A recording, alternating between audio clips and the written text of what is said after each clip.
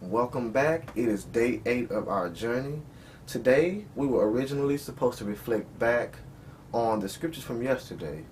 But, of course, I wanted to do a little bit more. So I went to God and asked, how could I make this more interesting or make this more interactive with the people who are following me with this journey? And so it was placed on my heart to share a personal story with you guys. I'm going to share this personal story in the form of a poem, and it's going to be the audio version. And I hope that as you listen to this audio version, that you are inspired to seek Jesus more, and that you are inspired to give your love back to Him the way that you know best. So, ladies and gentlemen, here is Failure to Succeed. I'm lost. Oh God, I'm lost. I knew it. Should have listened to my instinct from the beginning. Shoot. It's my own fault, though. I was standing in my own way. I was my own obstruction. Obscured my vision so much that I couldn't see the destruction. The bright lights, the fancy names, drinks, and good times. I had everything I needed, but it wasn't what I wanted. I wanted to experience. I wanted to be. To step out of my too good shoes and be me. But it wasn't me that I wanted to be. It was the he that I wanted everyone else to see. It's not that I was being fake, because my genuineness was honest and always true. I just highlighted the things I thought were good, like most people do. Some things were good, but others were more crafty in their disguise. They had contorted to look just like the others. I had fooled my very own eyes. But something didn't feel right. The same feeling I had from the start. I needed to get back to where I started from before I stopped listening to my heart. But deep inside of my being, my spirit was praying for me with groanings too deep for words. And because I kept hearing such peculiar noises, I stopped to listen, and it was the most beautiful thing I'd ever heard. So I stopped to rest and decided to go back for me. Then I remembered someone who was like no other friend to compare. So I asked him to join me, because when I needed him in the past, he was always there. Truth is, I was afraid to go alone. I needed my friend, and I knew he'd be by my side every second until the end. You can always feel it the very second you become lost. Your intuition tells you to stop, turn around, look at the directions again. But your mind says, no, keep going. You've been doing good so far.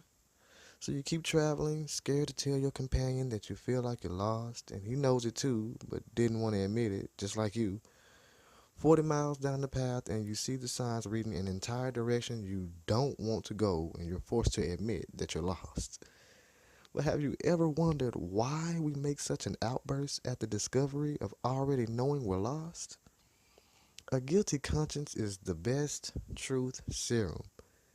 And because you didn't allow your spirit to guide you where you needed to go, your mind led you to a place where you had no desire to stay. So you make your exclamation, turning around, looking for a way to get off your current route and back on track.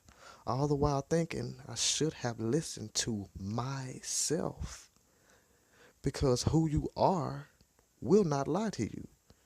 You travel ahead trying to make the best of it. I know another way now, but I won't go that way again, you say. And when you finally reach your destination, sure, you've arrived an hour later, but the appreciation that the journey is done is much greater. As you tell your loved ones of your trials and tribulations, you laughed, you've learned, and you've grown. So my friend and I journeyed back the long trip to the beginning. We traveled on a road right next to the old one. This one had nothing on it. It was empty. And once I looked up at the old road, I could see everything I had traveled through, all my wrongdoings, bad places, and negativity. I asked my friend, how could it be that none of it looked that way when I was just there? The glow from the lights are so dim, they almost seem to be going out.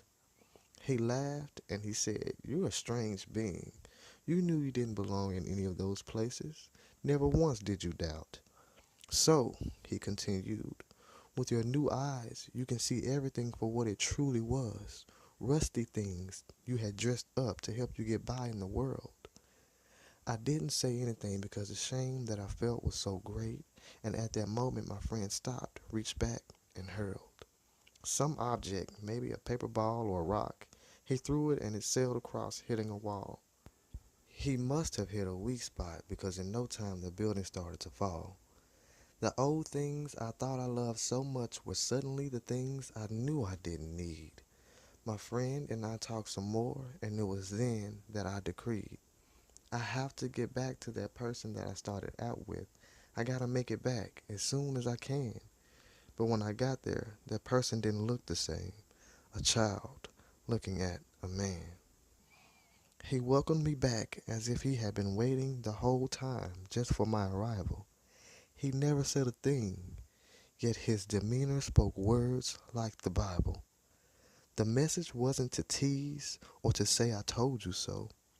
It was, in order for you to be humble and receive your greatness, you had to go. Yes, you ignored yourself and did things you surely should not have done, but you overcame and you made a friend. I'd say the battle is won. After such a heartfelt speech, I had to wave goodbye.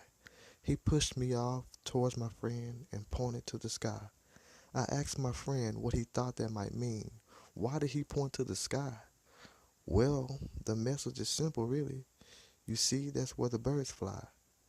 We started on another path different than both roads traveled so far. I looked up into the sky, and in the day I saw every star. Everything was infinitely more beautiful and more vibrant still. And I thought, the blessing to behold such a dream could only be divine will. I've lived through moments of heartache, grief, disappointments, and greed.